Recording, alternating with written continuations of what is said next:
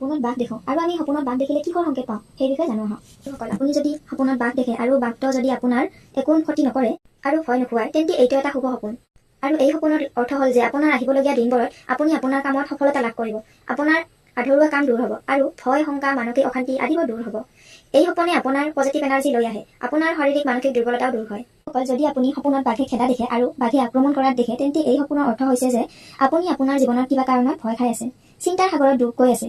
এনে সময়ত আপুনি ধৈৰ্য সহকাৰে কনফিডেন্সৰ সৈতে জীৱনত কাম কৰাৰ প্ৰয়োজন আছে। এই সপোনত আপুনি বগা বাঘ দেখে তেন্তে এইটো এটা শুভ সপোন। এনে সপোন দেখিলে অনাগত দিনত আপোনাৰ সফলতা লাভ কৰিব, পৰিয়াললৈ সুখ শান্তি আহিব, আপুনিও শান্তি লাভ কৰিব আৰু আপোনাৰ পৰিয়ালত সুখৰ পৰিমাণ দুগুণে বৃদ্ধি পাব।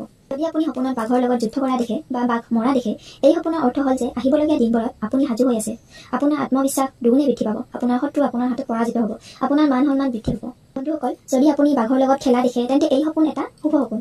অনাগত দিনবোৰত আপোনাৰ সমাজত মান সন্মান বৃদ্ধি হ'ব, ধন বৃদ্ধি